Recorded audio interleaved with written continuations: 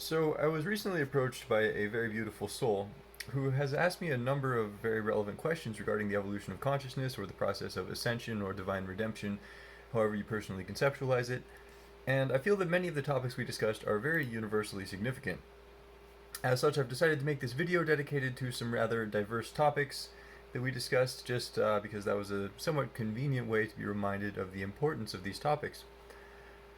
Many of these could be elaborated on in greater detail, but I'm just going to try to compress the topics so that you can unravel greater detail about them if you choose to think or meditate on them. Now, some of the first topics we discussed were the nature of people gaslighting spiritual experiences, as well as the way that a lot of the suffering that plays out throughout the world is a product of the repercussions of people's choices and desires, and that a lot of people try to avoid confronting their own darkness and selfishness and hypocrisy and prefer to look for boogeymen or blame others for the problems of the world and the suffering that's going on. So, as far as the first topic, one of the common beliefs which many accept is that any talk of spiritual things is simply a delusion which should be disregarded, if not mocked and scorned. However, that belief is actually very ironically intellectually lazy, in addition to the tragic cruelty it imposes upon many good people. Simply put, the assumption that one can dismiss the existence of spirits or of God does not logically take into account the universal limitations on our own finite perspectives. It does not recognize that it itself is a belief and an assumption, and in almost all cases it lacks the logic with which to actually experiment with or test anything spiritual. And this is often rooted in a fear of the pain of confronting the fallibility of one's assumptions, which is a major curse which fundamentally inhibits the pursuit or acquisition of truth. And it is still very tragic that a lot of people with spiritual power are tortured by this belief and narrative, even by their own family a lot of the time. And it's important that they understand that this is due to the ignorance of others, that our spiritual encounters are very real and very important and profound. And we don't deserve to be poisoned, tortured, or accused of irrationality or insanity by a very ironically insane and irrational society. If the vast significance of the interwoven spiritual realm is ever grasped by a great many people, it will be a massive culture shock which deeply shames their very sense of logic and the pride they associate with a quite inverted sense of intellectual superiority. Anyways, regarding the second topic, the avoidance of accountability in regards to our own roles in the problems of the world.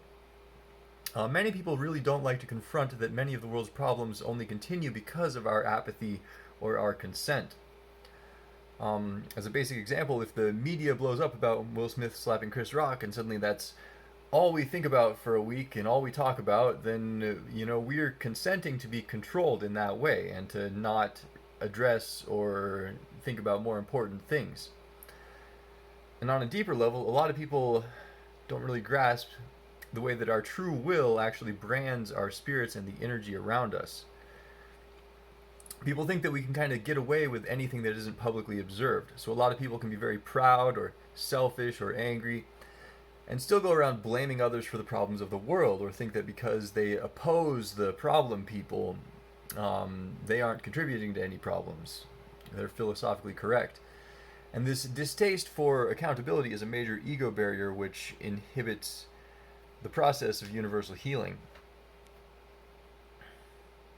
Now, another topic which was then brought up was the sensation that it is much more productive to work to connect with those who are sort of within a Holy Spirit, who are suffering under this darkness, and to try to guide the youth and ensure that they have every opportunity to find their spiritual roots and power, than it is to try to sort of babysit all the souls in the world who have basically spent lifetimes stabbing our ancestors in the back. And that's actually a very interesting topic of energetic focus on the earth right now. It could actually be a bit of a debate because Team God is trying to uplift everyone to a sort of basic measure of mutually beneficial philosophy and contracts, but it is also true that we can form much more impactful and deep connections with those with whom we can share a spirit of harmony and love and higher purpose. So it is generally recommended to focus first on connecting with a sort of grid of souls who are pursuing the higher purpose of saving the world, basically before trying to necessarily fix all of the other little problems out there and, convince millions of souls who are addicted to problems and illusions that their basic philosophical outlook is destructive, especially in the face of all of the nefarious manipulation which has enslaved them and often inverted their general sense of morality. Another topic which was addressed was the perversion of the divine feminine, and how it's difficult to approach sexuality as a healing force rather than a binding and limiting obsession. And the keystone there is that our sexuality can really only be healing when we are united with our partner in a higher purpose, a desire to work together towards meaningful goals in understanding and growth. Any sexual encounter which is not built upon that higher harmony is just an indulgence, and sexual indulgence is one of the primary inhibitions and barriers which are used to prevent the intellectual and moral ascension of mankind. And like I mentioned, each of these topics is very large, and there's a lot to unpack if you want to think about them in further detail yourself. Alright, so another topic which she brought up is the corruption within a lot of the common transcendental ascension narratives, which often warps the concept of enlightenment by making it about selfish liberation, such as by manifesting your desires, or seeking inner peace in spite of all the suffering in the world, and which is all basically a sort of consumer ascension. Meanwhile, the true path of ascension is the pursuit of the truth, which allows us to improve upon eternity, and improving creation itself is often sacrificial. It isn't about getting what you want, it isn't about finding peace, which is technically a selfish pursuit.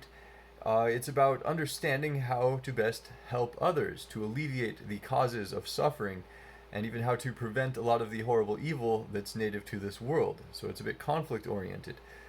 So yes, a lot of these narratives around ascension, which are painted based on the desire of getting what we want, they're very corrupt, and a lot of people sense that, and they can lose sight of the true process of ascension because they associate ascension with these sort of corrupt narratives. And I can't really address corruption within common ascension narratives without hitting the major corruption around the way that unity is presented to people. We are in a dimension of free will, which means that we are not natively unified in our will. We are allowed to choose any possible motivation that exists. The evils of the world aren't actually just your shadows that you need to integrate and forgive, like one of the narratives suggests. Those are the free will decisions of other monads who have rejected a unified or harmonious will. So we can become unified, but the only way unity works is if we consent to it or force it on others. It has to have a creed that everybody agrees to. Until then, we're within free will in this dimension, and it's better to focus on the construct of harmony than unity, wherein we can encourage diverse wills to work towards mutual benefit. So the corruption of the concept of unity has been used to try to convince souls to consent to and embrace evil. It tells people that they're not whole unless they accept evil within them, which is very, very nefarious. And it actually directly prevents unification with divine constructs, where there is no evil in that unity. You actually can't have evil in unity because it would try to devour the unity. So it's very, very different to say we can choose unity in a divine will than it is to say everything is already unified and you need to accept all of this evil and this trauma and this suffering. It's all the same if everything's terrible or if everything's good because unity. That's not how anything works, and it's very venomous. You should not feel at one with monsters. You should prevent monsters from harming and exploiting innocents. Anyways, next major topic which was brought up was gender identity politics, especially as they're imposed upon children. Now, this one is a particularly insulting and obnoxious conspiracy to enslave people's minds by actually ironically limiting their perception of self and entrapping them in obsession without analyzing the limitations they themselves impose upon the definitions of behavioral tropes. I think I misspoke there. It's well,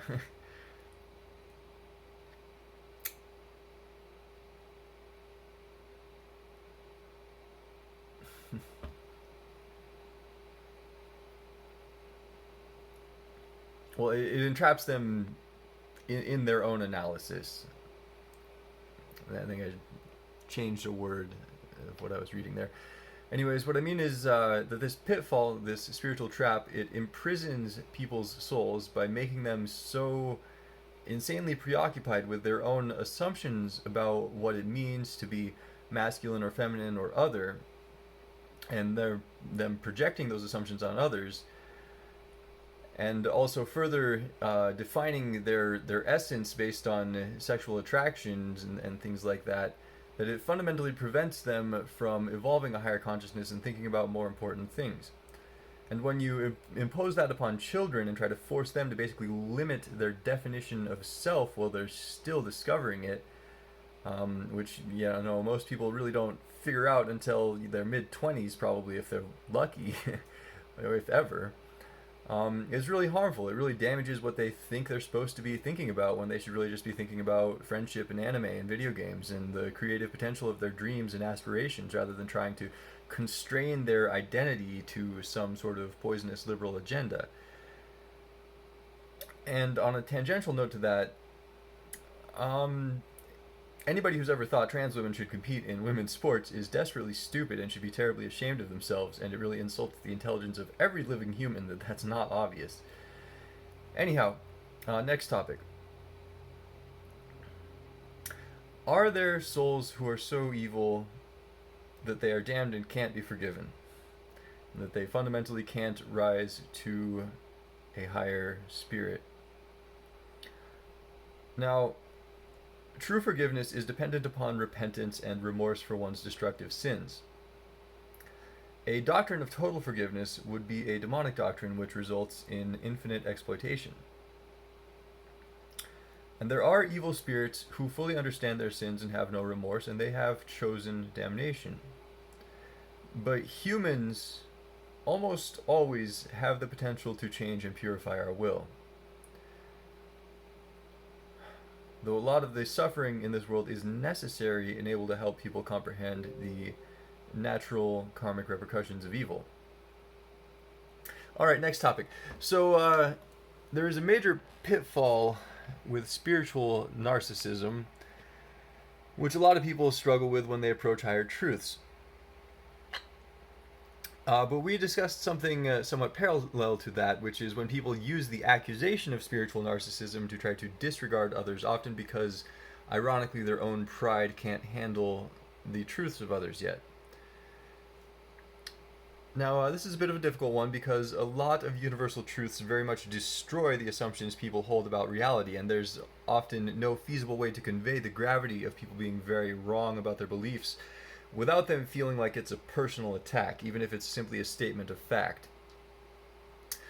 Some of these things can't be conveyed in fluffy or humble sounding ways, particularly if you want to show somebody that their philosophy or their behavior is destructive. So they'll choose to say, how dare you think that you have the truth, you proud person, when I'm actually the one who has the truth. So it's very important to be wary of not just spiritual narcissism, but also being overeager in the accusation of spiritual narcissism, because there's a few pure and dignified souls out there who simply wish to present truth to others, and we should try not to misinterpret their intent and disregard them in that context. Even Christ had to offend some people to get his message across, and people are looking for excuses to be offended these days. So if you sort of pander to the insecurity of people being offended, you can't give them truth, or you can give them truth and offend them. Decisions. Furthermore, a lot of people inhibited by pride do project that onto others, and also humanity at large has been conditioned to think we're a lot smarter than we actually are, especially in the context of simply conforming to popular opinions, when in fact this world is deeply saturated in assumptions and illusions.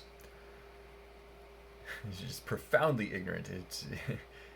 It's very insultingly silly, and it's difficult to respect the level of ignorance that people just take for granted. Anyways, that's all for that one. On to a new topic. So, my conversation partner also brought up the topic of helping people to conceptualize of heaven as an actually blissful place to inspire them to, desire heaven. And the theme that she used to discuss this was to imagine it like a sort of perfect rave. It's just completely ecstatic and delightful. And actually, Sadhguru spoke recently with Joe Rogan about the same topic, which is that people don't even have a concept of heaven, even as just a sort of philosophical, personal utopia.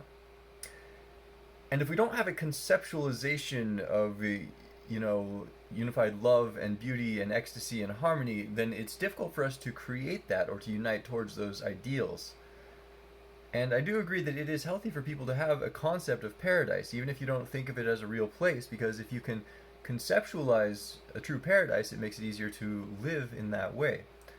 Like some people might conceptualize heaven and then realize that their heaven is sort of a selfish place where everybody is serving them and giving them what they want, and then able to conceive of a more mutually harmonious heaven. Then they'd have to meditate a bit and see something where everybody serves and helps each other in blissful harmony.